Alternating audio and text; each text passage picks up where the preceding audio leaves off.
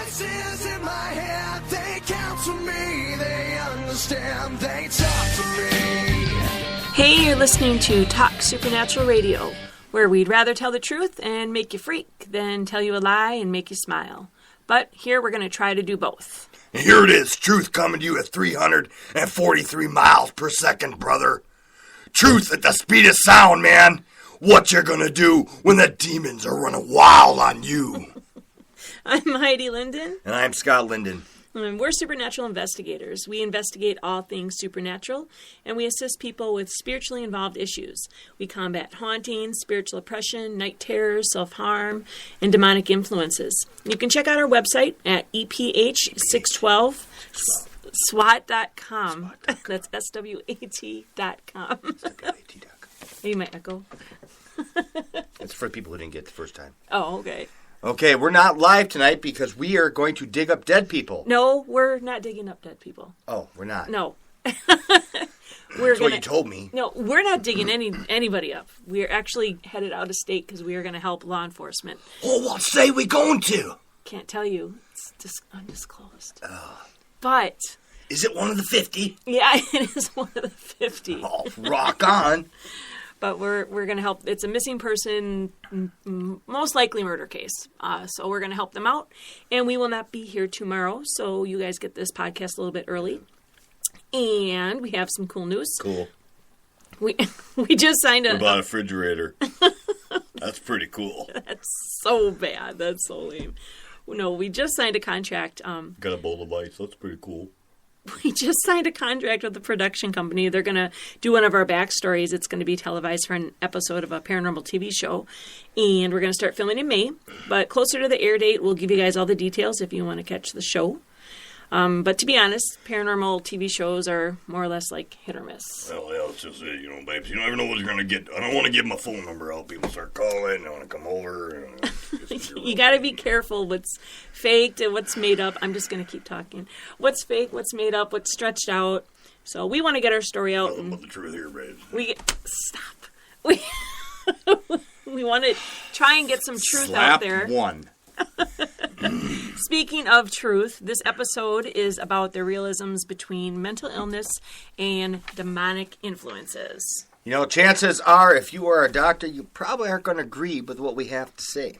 We'll be like blah, blah, blah, blah, blah to them. But if you guys have experienced some of the issues that we're going to touch on, then you'll probably feel enlightened. So I see it as this, truth. Do you want answers, pills, a diagnosis that you're sick, or do you want the truth and some hope? Listen to this.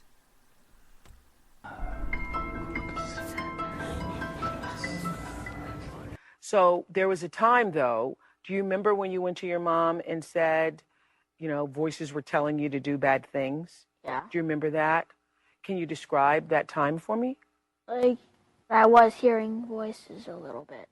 I think sometimes that's not the actual person who's talking to you. It's not like someone who actually died. The negativity can transform into anything, and it can transform to anybody's voice. Yes. Yeah. One was in my dad's voice, and other in some creepy voices. Inside your head.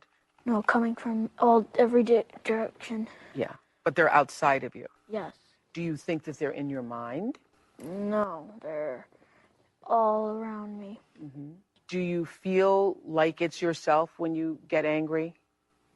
No, it's not myself. I had all light around me, but then the negativity feeds off of your energy until the whole world is just all covered in negativity. Yes. Yeah.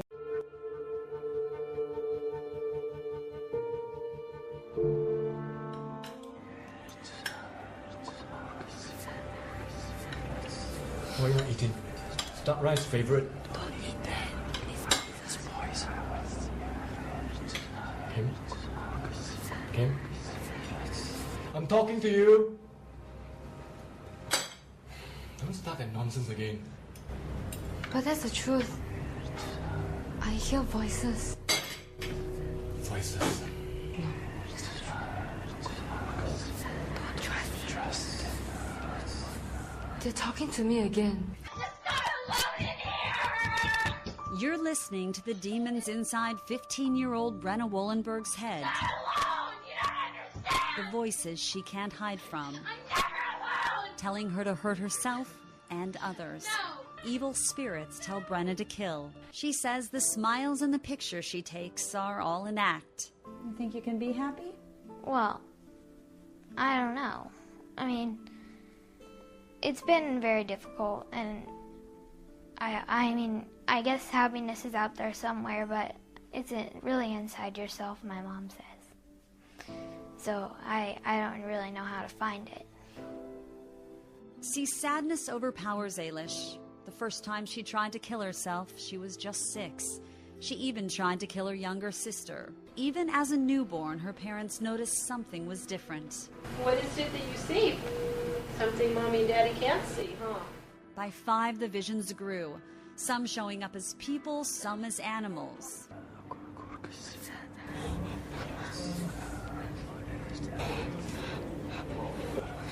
The first thing I can remember that was a strange, weird experience was I was about 4 years old, and my mum had asked me to go and get ready for bed. So I came round to the bottom of the stairs, and I looked up to the top of the stairs, and I saw a figure at the top of the stairs. And there was this green figure of a guy about 4 foot tall, had yellow eyes, and looked at me with this really like evil, sadistic look. And I stood there just shocked, in fear, for what seemed like a really long time. It was probably only a few seconds. And I went running to my mum, Mummy, there's a monster at the top of the stairs. You know, and she's like, no, you're all right, there isn't. And I remember when I would go to bed, I would very often feel like a presence. You didn't see this figure again? I never saw it again. But you sensed something was there? Yeah, and I found it really difficult. And during the time where it was happening, you know, I was conscious of what was going on in the room with him, but at the same time, I could hear audible, cackling voices laughing at me. There were things that were almost spoken to me on a subconscious level. I remember having strange dreams, strange hallucinations, and I remember that it was almost like the devil had spoken into my life. You can't trust people, you can't trust your family, they can't look after you, they can't protect you. So, and I had no reason not to believe that. So that these things that had happened caused me to be to draw back from trust. I didn't trust anybody, and in the loneliness and the pain of it all, you know, I didn't have anywhere to go. I didn't trust anybody. I couldn't go to my parents. Crazy, I'm crazy for feeling so lonely. I'm crazy. And here's some stats for you. In 2014, 42+ million Americans suffered from mental illness. And that's diagnosed too. Like realistically, it's probably more. You got to consider all the homeless people, the people that, you know, don't know that they have a problem. So, and when we talk about mental illness, we talk about things like depression, bipolar disorder, and schizophrenia. And those are the 3 that we're going to concentrate on tonight. The National Alliance Mental Illness Association said that by 2020, major depressive illness will be the leading cause of disability in the world for women and children. So for this episode, we singled out depression, bipolar, and schizo because it is the most known, and it seems that all those traits coincide with spiritual oppression traits. Definition terms that we use, just so you guys understand what we're talking about. Spiritual oppression is when something, yours or others, like in their action, their life, their lifestyle, keeps you entangled with the negativity or the presence of powers and principalities of dark spiritual aspects. Demonic influences is when demonic beings are present with you, influencing you directly, like your thoughts, your physical body, like as far as sickness and things like that. But demonic possession is when the demonic beings take you over, like your body and your mind. And that's rare. That's not a real common thing. But the other 2, I mean, you could have demonic influence around you And just the negative energy is the spiritual oppression. But if they are targeting you, that's when it becomes a demonic influence. So just so that you guys understand when we use those terms. Now, God made us physical, emotional, mental, and social. And he even made us spiritual beings. So it's not all depression. And mental illness is spiritual. But when we suffer from the things that we're going to talk about, I want you guys to keep in mind a scripture. You want to read that? I do. I really do. For we wrestle not against flesh and blood, but against principalities, against powers, against the rulers of darkness of this world, against spiritual wickedness in high places. That's Ephesians 6:12. That's why our website is EPH612. Whoa! Yeah, you never... What? Yeah. See? Get out of here! See, you learn something new every day. So cool. The medical field will debate that scripture, obviously, because that scripture probably isn't in their medical books. I'm not trying to knock doctors because they are awesome in the things that they do. But Scott and I, being Christians, knowing that we're all spiritual beings, we believe what Romans 8:6 says. And it says to be carnally minded is death, but to the spiritually minded is life and peace. I think we're going to choose peace. Yeah. So, you know, in the Bible, the demons are mentioned hundreds of times in the Old Testament and in the New Testament, from warnings about them to the effect of their presence in people's lives. And it often talks about the spirit of depression. There's tons of examples of depression in the Bible. And there's examples of self-harm, of cutting, and it's all linked to demonic spirits. Now, everyone gets upset and bummed out and sad and frustrated and angry. That's called life. Yeah, right. Yeah. Things affect us, you know, like loss of a loved one, losing a job, breakup. But with depression, what we're talking about is the ongoing everyday stuff that impedes your life, you know. Now, the medical definition of depression is feelings of severe hopelessness and sadness for a long time. And depression is the leading cause of disability in the U.S. Did you know that? I do now, because you told me. Isn't that crazy? So, now doctors say it's a chemical imbalance or just like a very sad experience that you can't get over. You know, and it happens. People need closure with certain things. But the Doctors for Anxiety and Depression Association of America, they say that it's not uncommon for children to be diagnosed with both depression and anxiety disorder. And they say 11% of kids are suffering from, in the worldwide, are suffering from depression. And out of 7 billion people, that's like 200 plus million kids. That's ridiculous. That's some quick math, ain't it? Yeah. Oh, you are so smart. You are smart. You are. I knew I liked you. It's not just your good looks. When you're so smart, you become smart. Smart. All right. And then you add good looking to that. I am just one lucky gal. Right. Yeah. Not only but right, but righteous. Oh, I love it.